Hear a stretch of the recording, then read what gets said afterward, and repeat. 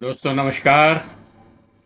मैं एक बार फिर आपके इस सामने उपस्थित हूँ महावीर समता संदेश यूट्यूब चैनल से। आप देख रहे हैं महावीर समता संदेश यूट्यूब चैनल।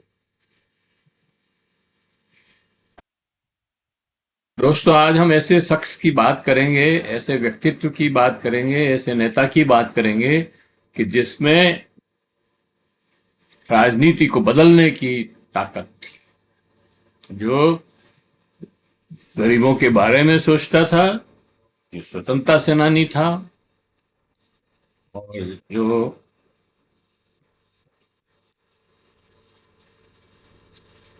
बहुत ही अपरिग्रही, ईमानदार और अनुकरणीय व्यक्तित्व था।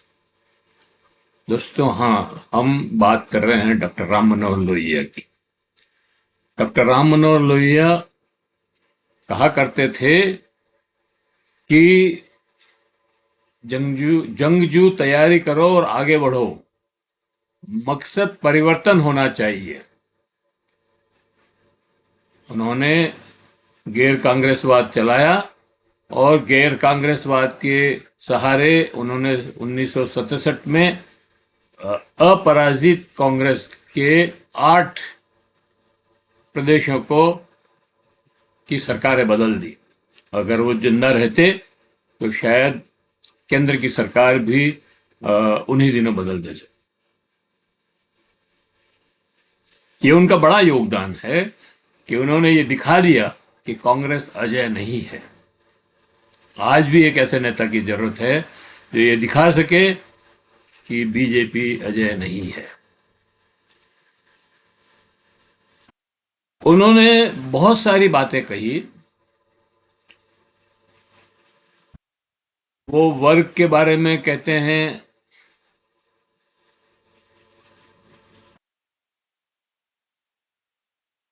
वर्ग वर्ग है ढीली जात, जात है झगड़ा झगड़ा वर्ग। बाद में 1977 में जयप्रकाश नारायण ने भी लोहिया के दिखाए रास्ते पर चलकर 1977 में जनता पार्टी बनाई और गैर कांग्रेसवाद के चलते केंद्र में सरकार बदल गई। लोहिया ने युवाओं को राजनीति में आने का आह्वान किया। पार्टी लोकतांत्रिक तरीके से चलाई और लोहिया जन चेतना के माध्यम से बदलाव लाना चाहते थे। करनी और कथनी में एकता के पर्यायवाची थे लोहिया। डॉक्टर लोहिया कार्यकर्ताओं का बड़ा सम्मान करते थे। महात्मा गांधी से वो बहुत प्रभावित थे और महात्मा गांधी भी उनसे बहुत प्रभावित, और कभी कभी डॉक्टर लोहिया से वो सलाह भी लिया करते। दोस्तों पूरी बात करें उसके पहले ये अपील कि अगर आपने हमारे इस YouTube चैनल महावीर समता संदेश को सब्सक्राइब न किया है तो सब्सक्राइब कर दें, बेल आइकन दबाना न भूलें, और अगर आपको अच्छे लगे वीडियो तो लाइक करें, फॉरवर्ड करें और लोगों को भेजें, आपके सोशल ग्रुप्स में भेजें, डालें। कमेंट बॉक्स में जाएं, कमेंट लिखें और सुझाव दें। बहुत सारे लोग पर्सनली कमेंट करके हमें बताते हैं कि इस वीडियो का ये है या इस वीडियो में ये अच्छी चीज़ है, जो भी मतलब उनकी राय होती है वो बताते हैं। हमारा उनसे निवेदन है कि वो कमेंट बॉक्स में कमेंट करें ताकि और लोग भी उसको पढ़ सकें और लोगों को भी उसकी जानकारी हो सके। तो अब मैं डॉक्टर लोहिया के बारे में बात करना चाहता हूँ। डॉक्टर लोहिया के बारे में बात करते समय, जीवन के बारे में बात करते समय इस बात का ध्यान पड़ता है कि वे एक बेबाक नेता थे। उन्होंने डर और घृणा पर काबू पा लिया था। वे स्वतंत्रता सेनानी थे। वे बहुत बार अंग्रेजों ने उन्हें गिरफ्तार किया। वैसे राजनेता थे जिन्हें अंग्रेजों ने ही नहीं, भारत की अपनी सरकार जिसे बनाने में डॉक्टर लोहिया ने यातनाएं सही, उस सरकार ने भी उन्हें जेल में रखा और वह कांग्रेस की सरकार के समय ज़्यादा जेल में रहे। लेकिन ऐसे स्वतंत्रता सेनानी वो एकमात्र नहीं थे। कर्पूरी ठाकुर को अंग्रेजों ने 2 बार गिरफ्तार किया, लेकिन कांग्रेस की सरकार ने उन्हें 18 बार गिरफ्तार किया। जयप्रकाश नारायण की संपूर्ण क्रांति के समय उन्हें भी कांग्रेस सरकार ने जेल में रखा। राजनारायण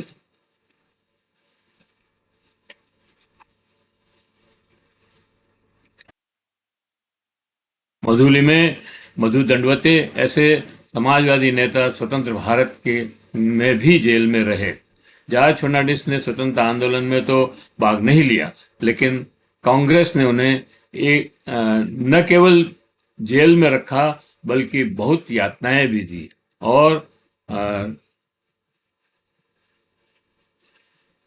और ये सब लोग जिनके मैंने अभी नाम लिए और डॉक्टर लोहिया के साथी थे। उन्होंने पूरे देश में आंदोलन चलाया। डॉक्टर राम मनोहर लोहिया ने अपना शोध जर्मनी से पूरा किया। उनको बाकी सब नेताओं की तरह इंग्लैंड और अमेरिका जाने का अवसर था, लेकिन उन्होंने जर्मनी को चुना, जबकि जर्मन में भाषा एक समस्या थी। उनके प्रोफेसर ने कहा, तुम्हें जर्मन भाषा नहीं आती तो मैं तुम्हें गाइड नहीं कर सकता। डॉक्टर लोहिया ने 3 माह में जर्मन सीखी और जाकर अपने प्रोफेसर के फर्राटे से जर्मन में बात की। प्रोफेसर आश्चर्य में पड़ गए। 1932 में नमक सत्याग्रह पर अपना शोध पूरा करके भारत आए और स्वतंत्रता के आंदोलन में कूद पड़े।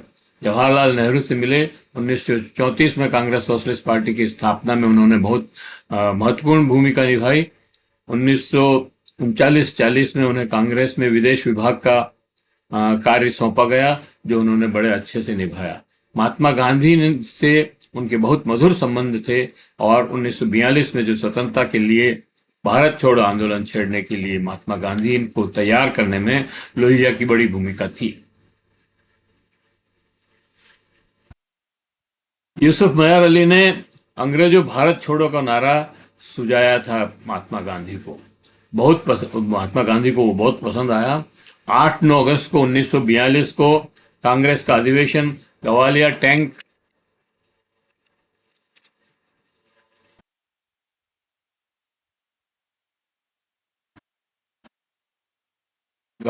टैंक मैदान पर हो रहा था, होना तय था। 8 तारीख को रात को ही सारे बड़े नेताओं को सरकार ने गिरफ्तार कर लिया, अंग्रेज सरकार ने गिरफ्तार कर लिया। तब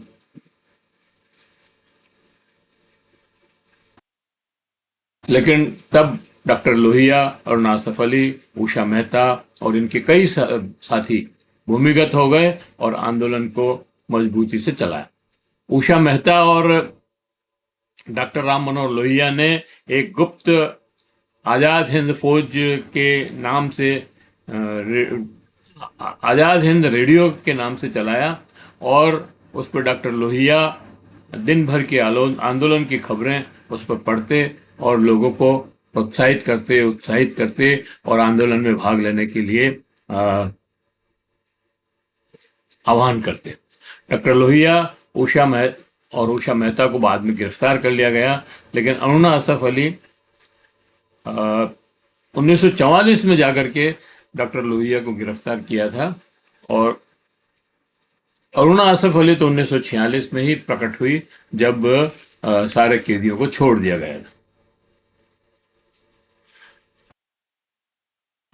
इस बीच में अरुणा असफ अली ने एक पत्रिका भी निकाली, पत्रिका का संपादन किया और कई पैम्पलेट्स अंग्रेजों के खिलाफ छापे, दमन के खिलाफ छापे और उनको जो है लोगों के में वितरित किया।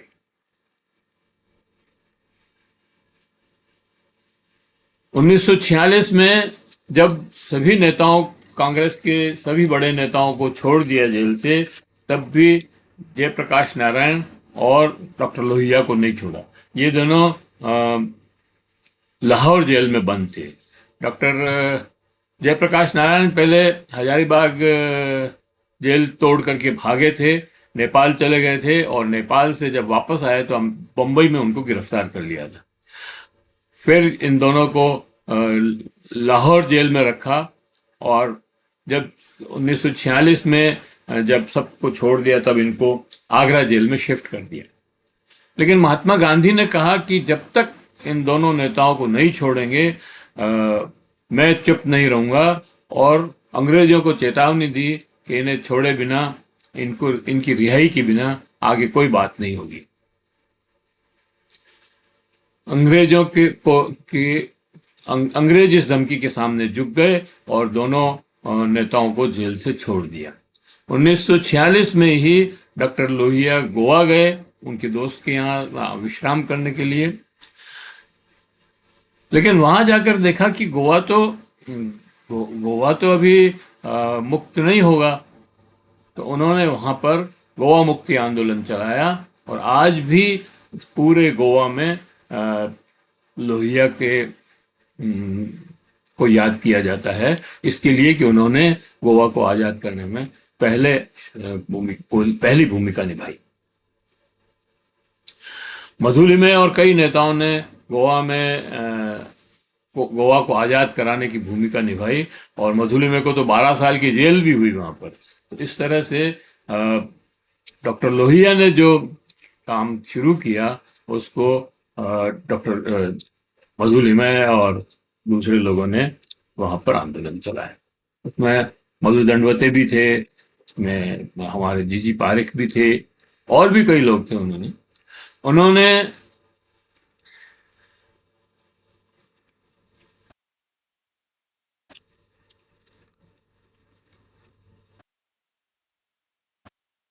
डॉक्टर लोहिया ने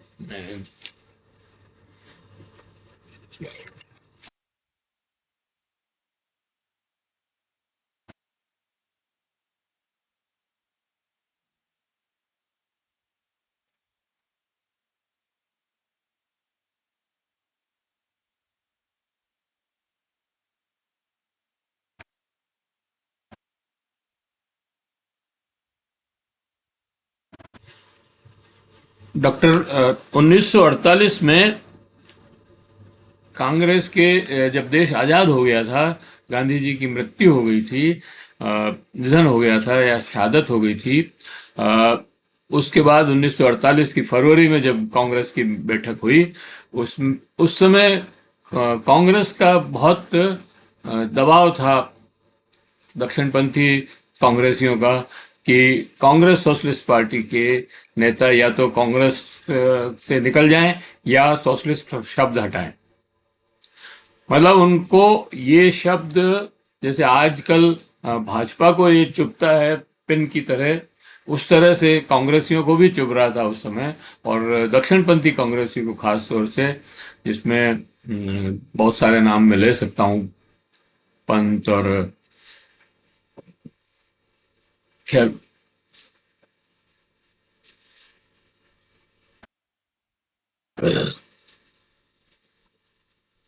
तब आचार्य नरेंद्र देव, जयप्रकाश नारायण, डॉक्टर राम मनोहर लोहिया और तमाम लोगों ने कांग्रेस छोड़कर समाजवादी पार्टी इस उद्देश्य को सामने रखकर बनाई कि हम जनपक्ष के साथ रहेंगे और विपक्ष की भूमिका निभाएंगे, और सेवा, और ऐसा ही किया भी। हालांकि बीच में बहुत से नेता विचलित हुए और एन कैन प्रकारेण कांग्रेस में जा मिले। इसमें सबसे बड़ा नाम जो था वो अशोक मेहता का था। अशोक मेहता ने एक लेख लिखा, कंपल्शन ऑफ बैकवर्ड पॉलिटिक्स। उसमें यह बताया कि सत्ता में रहना क्यों जरूरी है, गरीबों की सेवा के लिए सत्ता में रहना क्यों जरूरी है, और उन्हें इंदिरा गांधी ने बाद में योजना आयोग का उपाध्यक्ष बनाया। इसके साथ ही इसके चलते चंद्रशेखर जी भी कांग्रेस में जाकर यंगस्टर्स बन गए और संसद में पहुंचे। डॉक्टर लोहिया ने 1952 के चुनाव में हार जाने के बाद समाजवादी पार्टी में जोश भरने का काम किया।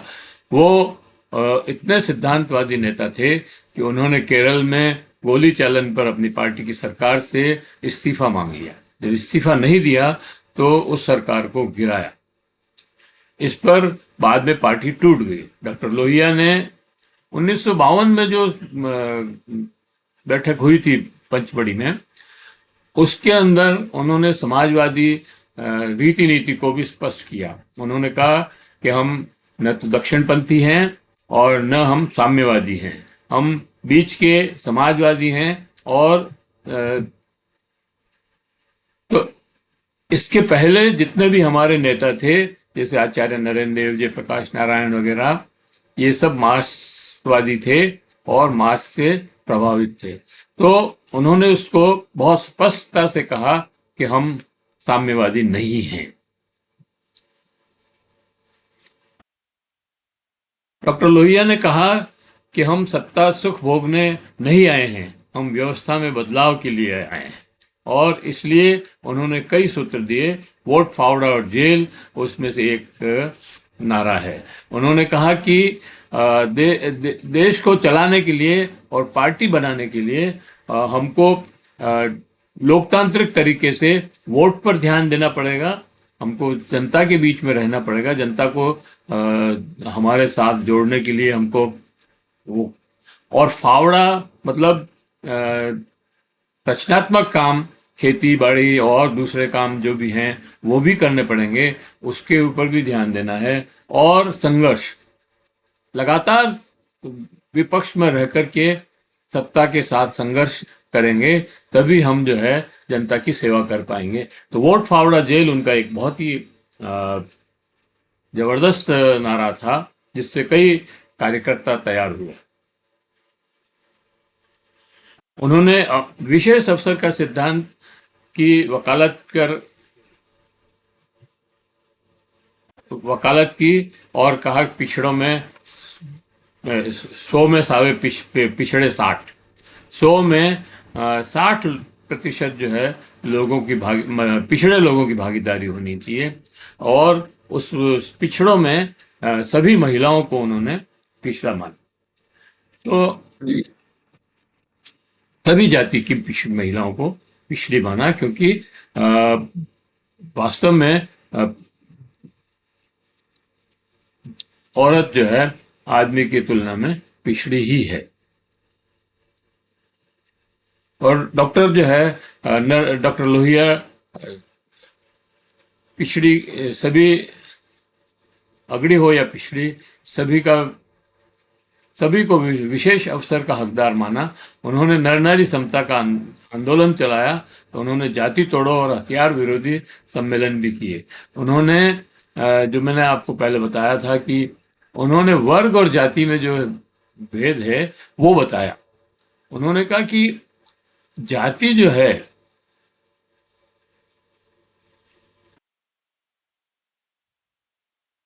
वर्ग जो है वो ढीली ढाली जात है, और जाति जो है वो जकड़ा हुआ वर्ग है।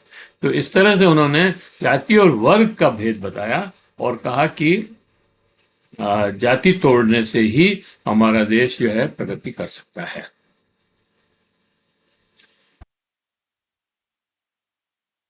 उन्होंने जाति तोड़ो और हथियार विरोधी सम्मेलन भी किए। वो हथियारों के बहुत विरोधी थे, और उनका मानना था कि हथियार जो है अन्याय को बनाए रखने के लिए हथियारों की जरूरत होती है, अहिंसा और न्याय के लिए हथियार की जरूरत नहीं है। तो ये बहुत ही स्पष्ट उनकी धारणा थी, और वो सच भी है। आज भी आप देखिए कि यूक्रेन और रूस का जो युद्ध हो रहा है उसमें न्याय कहाँ है? उसमें गाजा और इजराइल का जो युद्ध हो रहा है, या इजराइल और फिलिस्तीनी का युद्ध हो रहा है, उसमें न्याय कहाँ है? ये सारे लोग जो है अन्याय ही तो कर रहे हैं। बड़े बड़े मिसाइल्स और ये और वो टैंक और तौप पर चला करके निरीह लोगों को ही तो मार रहे हैं। किसको मार रहे हैं? तो ये जो उन्होंने कहा कि हथियारों का उन्होंने विरोध किया, हथियारों के विरोधी सम्मेलन चलाया, और अणुबम के तो बहुत ही विरोधी थे। डॉक्टर लोहिया भाषा नीति पर बहुत जोर देते थे, और उनका मानना था कि हर देश की एक भाषा नीति होनी चाहिए। और डॉक्टर लोहिया की भाषा नीति में वो अंग्रेजी भाषा को सामंती भाषा मानते थे, और इसलिए वो ये मानते थे कि इस भाषा को में कोई काम नहीं होना चाहिए। देशी भाषा में, स्थानीय भाषा में राजकाज का काम हो, अदालतों का काम हो, ताकि आदमी समझ सके। लोग अनपढ़ लोग हैं, मतलब पढ़े लिखे कम हैं, और फिर अंग्रेजी तो बिल्कुल किसी को नहीं आती, 2% लोगों से ज़्यादा नहीं आती थी उस समय। आजकल 3-4% लोगों को आती होगी, आज भी यही हालत है। तो अंग्रेजी में काम नहीं होना चाहिए, हिंदी में काम होना चाहिए। और अंग्रेजी जो है सामंती भाषा है, ये विस्तारवादी भाषा है, ये लोगों पर को गुलाम बनाने की भाषा है, इसलिए इसमें काम नहीं होना चाहिए। उन्होंने अंग्रेजी हटाओ आंदोलन चलाया, लेकिन हिंदी थोपो का नारा नहीं दिया। वो इससे दूर रहे कि हिंदी को सब प्रदेशों में थोपना चाहिए। उन्होंने कहा कि उन्होंने त्रिभाषा फॉर्मूले का समर्थन किया, लेकिन उन्होंने ये कहा कि त्रिभाषा फॉर्मूले का मतलब ये नहीं है कि आप हिंदी, अंग्रेजी और संस्कृत पढ़ लो। उन्होंने कहा कि उत्तर भारत में हिंदी, और अगर आपको अंग्रेजी साथ में पढ़नी है तो अंग्रेजी, लेकिन एक देशी भाषा चाहे दक्षिण की पढ़नी पड़ेगी, समझनी पड़ेगी, सीखनी पड़ेगी। चाहे वो तमिल हो, चाहे तेलुगु हो, चाहे मलयालम हो, चाहे उड़िया हो, कोई भी भाषा हो, लेकिन एक दक्षिण की भाषा लेना अनिवार्य होगा। और इसी तरह से दक्षिण के लोगों को उन्होंने कहा कि आप एक तमिल, एक आपकी दक्षिण की मातृभाषा लीजिए, एक हिंदी लीजिए, या उत्तर की भाषा कोई लीजिए। कोई हिंदी लेना जरूरी नहीं है। उत्तर की भाषाओं में पंजाबी है, बंगाली है, तो इस हिंदी है, इस तरह से मतलब उन्होंने इवन गुजराती, महाराष्ट्रियन और उड़िया, इनमें से भी आप कोई चूज कर सकते हैं। तो उन्होंने एक समन्वय बनाने की कोशिश की कि उत्तर और भारत के बीच में अगर भाषाओं का समन्वय बन जाता है तो ये समन्वय बनेगा और आपस में संबंध अच्छे रहेंगे। लेकिन अभी जो मोदी सरकार जिस तरह से भाषा को नीति लाई है, और जिस तरह से हिंदी थोपने की कोशिश कर रही है वो दक्षिण की भाषा, दक्षिण के राज्यों पर, उसका बड़ा विरोध हो रहा है। और स्टालिन ने अभी, आज ही शायद मीटिंग है उसकी, तो इस बात को समझने की जरूरत है कि हिंदी भी अगर आप इस तरह से थोपेंगे तो वो भी सामंती भाषा बन जाएगी। तो सामंती भाषा से बचना चाहिए। और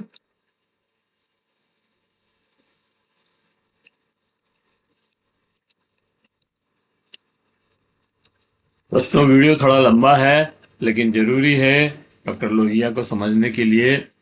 और पंजाबी, बंगाली, हिंदी सीखें।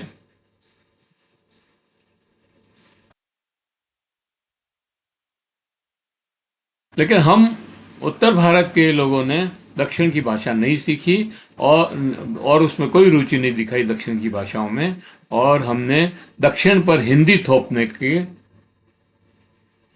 का लगातार प्रयास किया,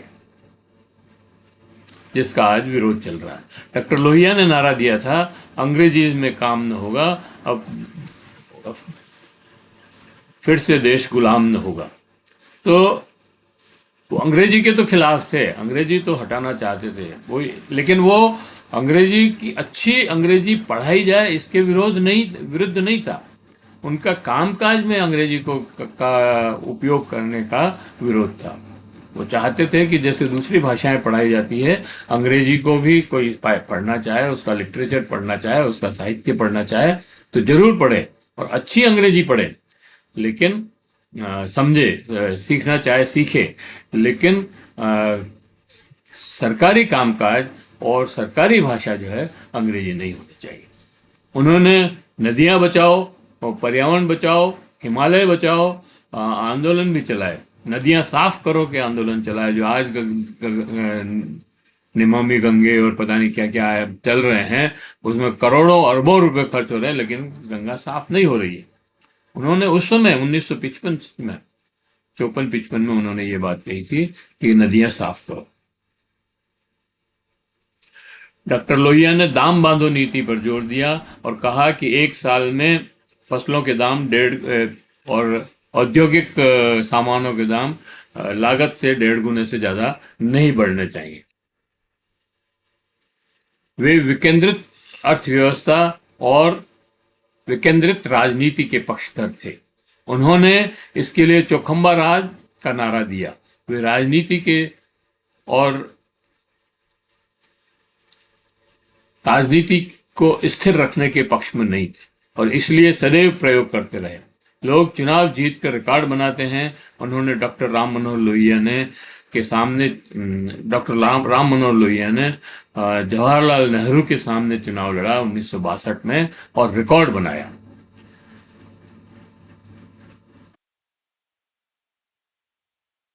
जवाहरलाल नेहरू जी जब चुनाव लड़ने के लिए फॉर्म नामांकन पत्र भरने आए थे, तब उन्होंने इलाहाबाद फूलपुर के लोगों से कहा था, उनके चुनाव के एजेंट से, और उनसे कहा था कि अब मैं चुनाव प्रचार करने नहीं आऊंगा और दूसरी जगह प्रचार करूंगा। लेकिन बिना साधनों के डॉक्टर लोहिया उनके सामने चुनाव लड़ रहे थे, लेकिन उन्होंने ऐसे चुनाव लड़ा डॉक्टर लोहिया ने, बिना साधनों के भी। एक जीप थी उनके पास, कोई साधन नहीं थे, कि चुनाव प्रभारी ने पंडित जवाहरलाल नेहरू प्रधानमंत्री को ये संदेश दिया कि आपको एक बार इलाहाबाद फूलपुर आना जरूरी है। अगर आप नहीं आए तो चुनाव में कुछ भी हो सकता है। इस तरह से नेहरू आए, नेहरू ने अपनी शपथ तोड़ी। तो लोहिया वो व्यक्ति थे जिन्होंने नेहरू की शपथ को तोड़वा दिया और बामुश्किल 60,000 वोट से नेहरू जीत पाए। लेकिन फूलपुर लोकसभा चुनाव में जहां जहां डॉक्टर लोहिया प्रचार करने गए और उनकी सभाएं हुई, उन बूथों पर पंडित जवाहरलाल नेहरू की जमानत जब्त हुई। वो अलग बात है कि सब मिलाकर के वो जीत गए, क्योंकि उनके पास, लोहिया के पास साधन नहीं थे, सब जगह नहीं पहुंच सके और पूरा प्रचार उस तरह से नहीं हो पाया। लेकिन जहां जहां प्रचार हुआ वहां वहां नेहरू हारे। डॉक्टर लोहिया की लोकसभा की यह यादगार 1963 में फिर वो फैजाबाद से उपचुनाव लड़के और संसद में पहुंचे थे और संसद में पहुंच करके अविश्वास प्रस्ताव रखा। मतलब 1962 तक, 1952 से 1962 तक 10 साल में डॉक्टर जवाहरलाल नेहरू के खिलाफ कोई अविश्वास प्रस्ताव नहीं आया। उनके जाने के बाद ही अविश्वास प्रस्ताव रखा गया और उसमें उन्होंने, उस बहस को शुरू करते हुए उन्होंने 3 आना बनाम 15 आना की बहस की। मतलब उन्होंने कहा कि मजदूर को सिर्फ 3 आने मिलते हैं, जब जवाहरलाल जी ने कहा कि नहीं, 15 आने मिलते हैं। 15 आने का मतलब में खर्च करता है, और मजदूर लोहिया ने कहा कि नहीं, तीन आने में अपना जीवन बसर कर रहा है। इस पर बड़ी बहस हुई और बाद में पंडित जवाहरलाल नेहरू ने माना कि नहीं, 8 आने तो खर्च करता। मतलब इतनी बड़ी बहस वो उस समय हुई। डॉक्टर लोहिया ने कहा कि मजदूर 3 आने में अपना घर चलाता है, मतलब अपने ऊपर खर्च करता है, और प्रधानमंत्री पर सरकार 25,000 रुपये रोज का खर्च करती है। तो ये कितनी शर्म की बात, मतलब इस तरह की बात कोई पार्लियामेंट में बोल सकता है? यही बहुत आश्चर्यजनक। आज तो कोई सोच भी नहीं सकता। आज कोई न सोच सकता है, न कोई सवाल करने की हिम्मत करता है कि प्रधानमंत्री नरेंद्र मोदी पर प्रतिदिन सरकार कितना खर्च करती है। और न कोई, अगर कोई पार्लियामेंट में ये प्रश्न उठाएगा भी तो उसको एक्सपेल कर दिया जाएगा पार्लियामेंट, संसद से, और इस प्रश्न का कोई जवाब नहीं दिया जाएगा। तो ये मतलब ये दमंग दमंगाई जो है डॉक्टर लोहिया में ही थी। और आज मतलब लाखों रुपए का सूट पहनने वाले और 8,500 करोड़ 8,500 करोड़ के हवाई जहाज में चलने वाले प्रधानमंत्री को गरीबों का दर्द कैसे मालूम है? गरीबों का दर्द मालूम करने के लिए तो लोहिया जैसी होने चाहिए, जिनके पास न तो घर था, न बैंक बैलेंस था, न कोई संपत्ति थी। उनकी बैंक में खाता ही नहीं था उनका। बड़ी अजीब बात। एक बार हमारे यहाँ डॉक्टर प्रोफेसर जमनालाल दशहरा थे, बड़े समाजवादी थे। उन्होंने एक बार बताया कि डॉक्टर लोहिया भीलवाड़ा आए थे, वो भीलवाड़ा में थे तब। तो वो ट्रेन से उतरे तो उनके हाथ में एक अखबार था। लोगों ने पूछा आपका सामान कहाँ है, कहाँ रखा हुआ है आपका सामान? तो उन्होंने कहा कौन सा सामान, तो कुछ लेके नहीं आया। तो ये स्थिति थी मतलब।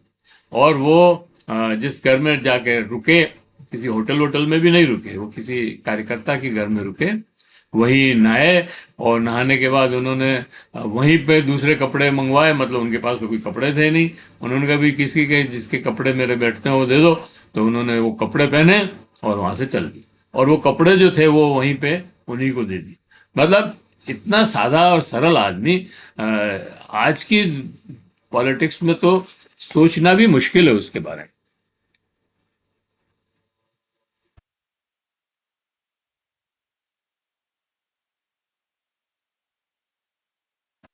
डॉक्टर लोहिया देश में ही नहीं, डॉक्टर लोहिया देश में अन्याय और जुल्म का विरोध करने के लिए तत्पर थे।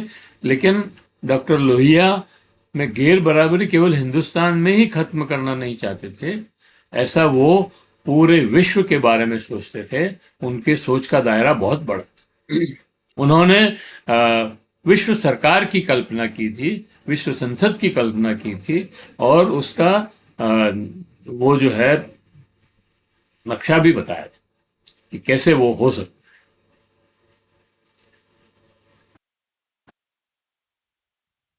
वो एक देश और दूसरे देश के बीच में जो विषमता है, मतलब यूरोप के देशों में और दक्षिण अफ्रीका के देशों में या एशिया के देशों में जो गरीबी अमीरी का फर्क है, जो विषमता है, वो भी खत्म करना चाहते थे।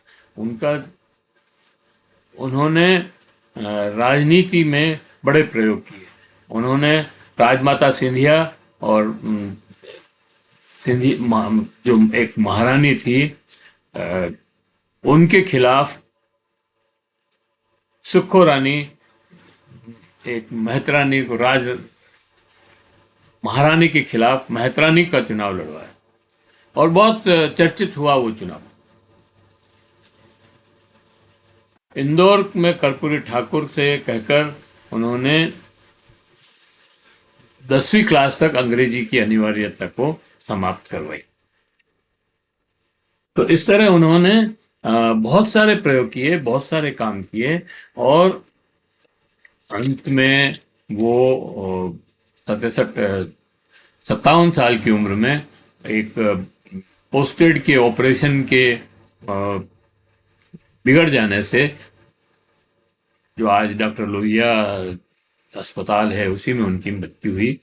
और लगभग बहुत बड़े बड़े लोगों ने उनके मृत्यु पर अपनी बात कही।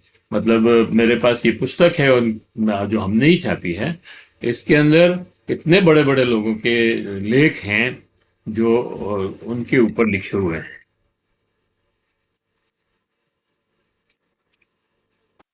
मैं कुछ नाम बताता हूँ आपको, जो जैसे